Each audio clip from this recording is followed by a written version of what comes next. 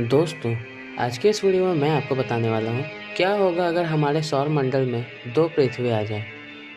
Hello everyone, कैसे हैं आप सभी। मेरा नाम है अंशु कुमार और आप देख रहे हैं रहस्य फैक्ट्स। सब्सक्राइब करिए इस चैनल को। हमारी आकाशगंगा में 500 अरब से भी ज़्यादा प्लैनेट हैं, जिनमें से 0.1% ग्रह भी पृथ्वी की तरह अपने सूर्य के हैबिटेबल जोन में आते हैं।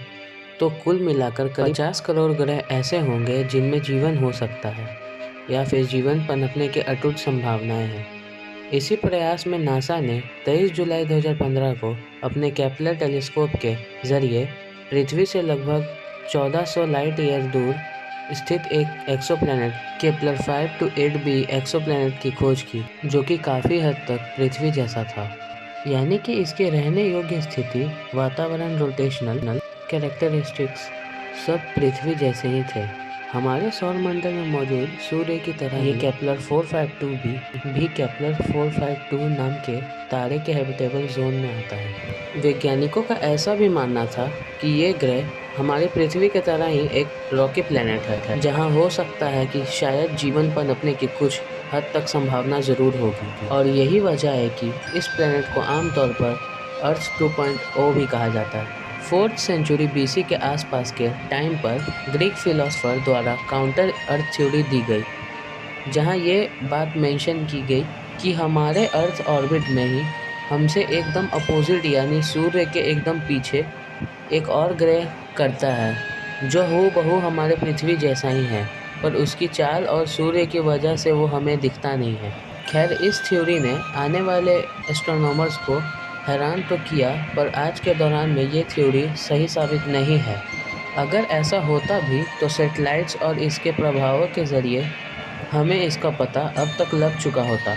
अगर ये थ्योरी रियली ट्रू यानी वास्तव में सच होती, यानी कि अगर सच में हमारे सोलर सिस्टम में या खुद हमारी अर्थ ऑर्बिट में एक और अर्थ एग्जिस्ट करती, तो क्या होता।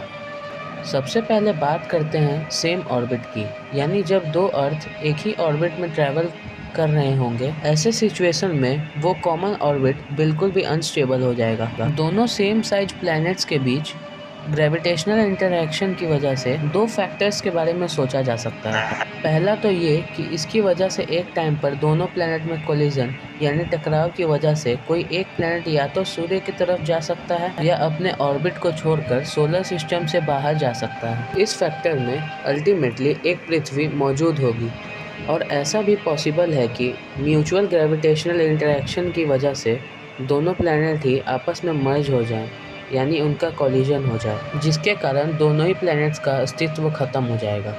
हालांकि ऐसा बिल्कुल संभव है कि कोई दो प्लैनेट्स एक सेम ऑर्बिट में ट्रैवल करें, पर एक समय पर विनाश होना लगभग तय है। एस्ट्रोनॉमर्स की माने तो सोलर सिस्टम में कुछ ऐसे अरेंजमेंट्स पॉसिबल है जहां दो प्लैनेट्स कुछ समय के लिए एक दूसरे के ऑर्बिट में ट्रैवल कर सकते हैं, यानी कि अपने आप में ऑर्बिट्स बदल सकते हैं। जैसे हॉर्शियो ऑर्बिट। सैटर्न के दो चंद्रमा हैं, इपिमेथियस एंड जेनस, इसे हॉर्शियो ऑर्बिट को फॉलो करते हैं। पर गौर करने वाली बात यह है कि प्लैनेट्स के साथ ऐसा होना लगभग असंभव है, क्योंकि सोलर सिस्टम में मौजूद अन्य ग्रह ग्रेविटेशनल पुल की वजह से अरेंजमेंट को आसानी से अनस्टेबल कर सकते हैं। अब अगर कोई दूसरी पृथ्वी हमारे सोलर सिस्टम में एग्जिस्ट कर सकती है, तो उसकी सही पोजीशन होगी हमारी इस पृथ्वी और मंगल ग्रह के बीच मौजूद हैबिटेबल जोन में। अगर हम बात करें कि हमारी इस पृथ्वी की तरह ही नई पृथ्वी में जीवन होगा, तो यह जगह इस पृथ्वी के लिए सही रहेगी।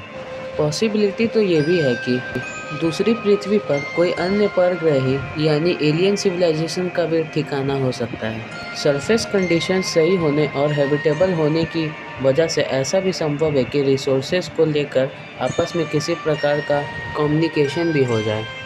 ऐसे ही फैक्ट्स जानने के लिए सब्सक्राइब करिए इस चैनल को। धन्यवाद।